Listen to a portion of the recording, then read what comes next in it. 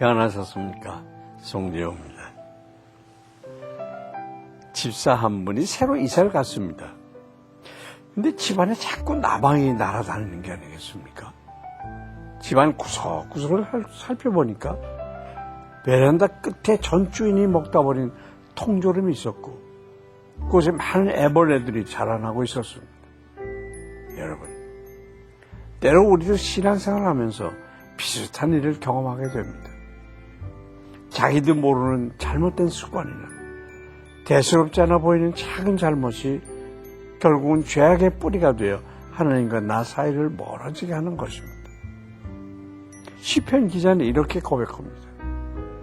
하나님이여 나를 살피사 내 마음을 아시며 나를 시험하사 내 뜻을 아옵소서. 그렇습니다. 하나님 앞에 솔직하게 내 자신을 내놓는 것, 그것이 믿음의 여정에서 넘어지지 않고 승리하는 최고의 지름길인 것입니다. 오늘 본문 말씀 함께 읽도록 하겠습니다.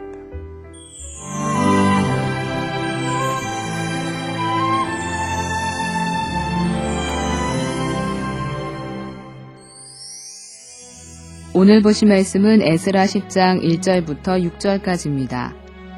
에스라가 하나님의 성전 앞에 엎드려 울며 기도하여 죄를 자복할 때에 많은 백성이 크게 통곡하매 이스라엘 중에서 백성의 남녀와 어린아이의 큰 무리가 그 앞에 모인지라.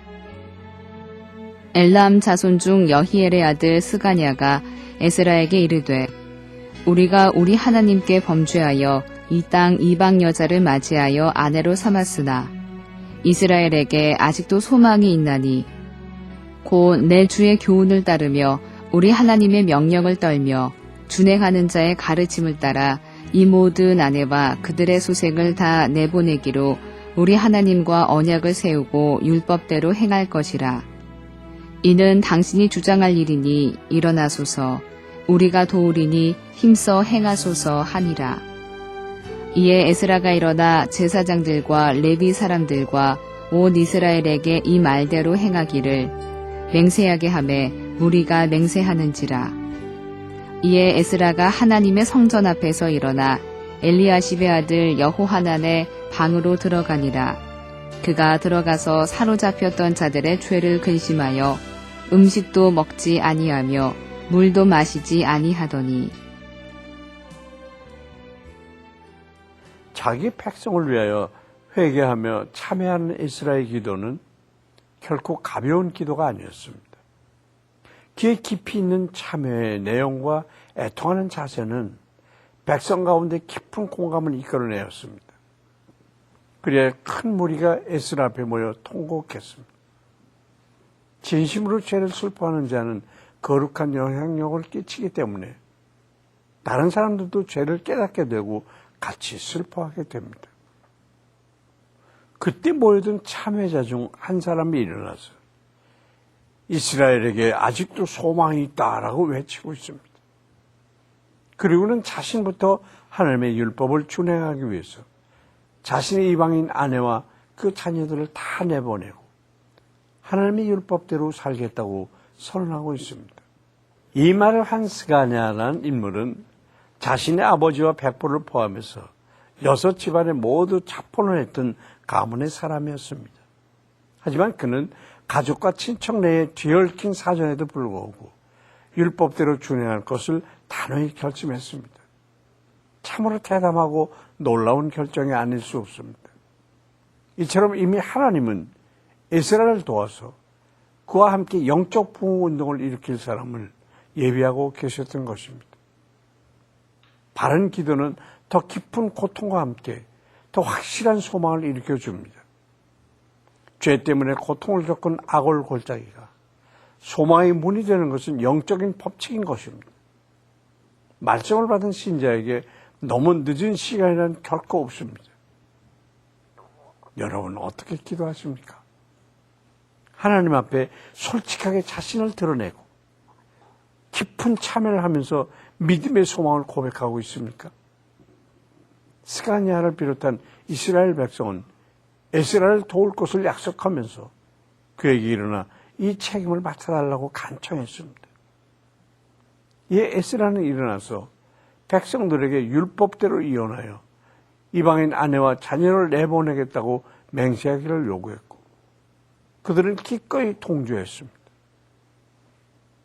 에스라의 깊은 참회는 놀랍게도 이처럼 역사적인 큰 변화를 가져왔습니다. 이렇게 백성들이 맹세하고 율법을 준행하기 시작하지만 에스라는 여전히 밤이 새도록 밥도 먹지 않고 물도 마시지 않으면서 근심하며 기도했습니다. 여기서 우리는 에스라가 진정 진리의 편에 선 사람이며 다른 목적을 가지고 신앙적인 행위를 연출한 사람이 아니었음을 다시 한번 발견하게 됩니다.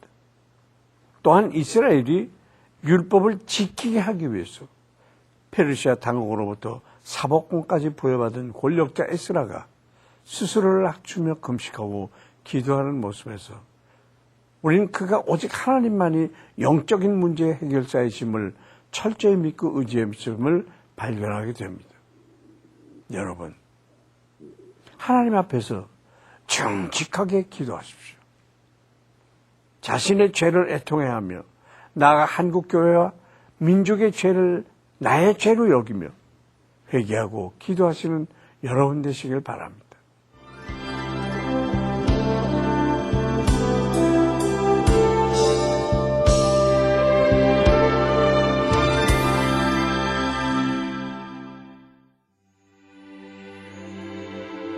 나의 모든 것을 아시는 하나님, 오늘 이스라엘 기도를 통해서 참된 회개의 기도가 얼마나 강력한 것인지 알게 됐습니다. 우리에게 죄를 자백할 수 있는 용기를 주시고 죄로 인하여 애통하며 회개할 수 있는 믿음을 허락해 주시옵소서. 에스라의 기도를 통해 그 민족이 변화된 것처럼 오늘 우리의 기도를 통해서 가족이 변하고 교회가 변하고 나라가 변하는 놀라운 역사가 일어나게 해주시옵소서. 예수 그리스도의 이름으로 기도합니다.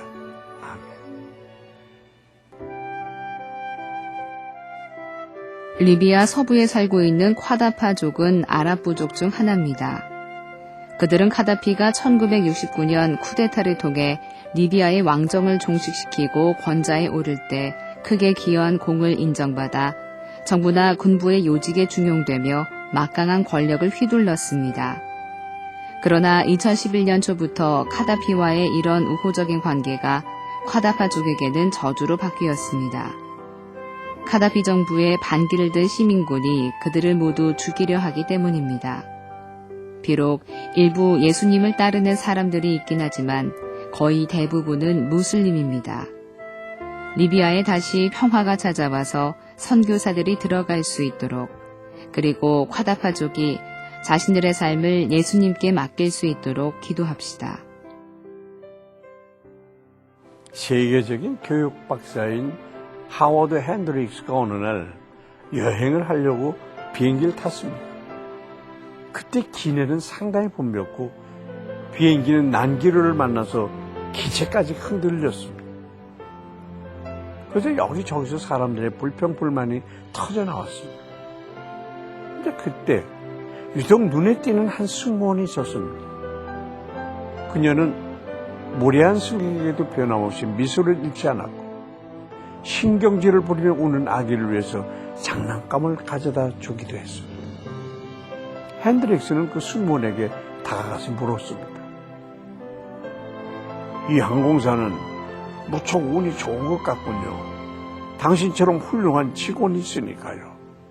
그저 그녀는 이렇게 대답했습니다. 저는 항공사를 위해서 일하는 게 아닙니다. 저는 예수님을 위해서 일한답니다.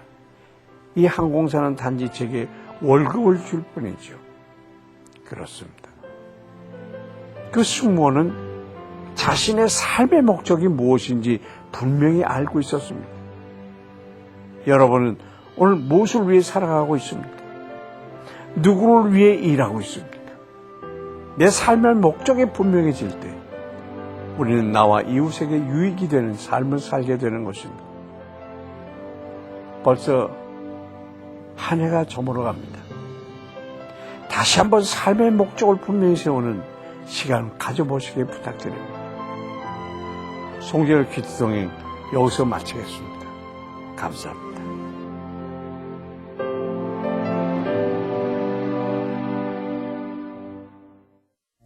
이 프로그램에는 GTM에서 큐티 교재 GT를, 책으로 만나는 성지 순례 답사기 바이블 루트를, 수아영에서 기초 화장품을 협찬해 주셨습니다.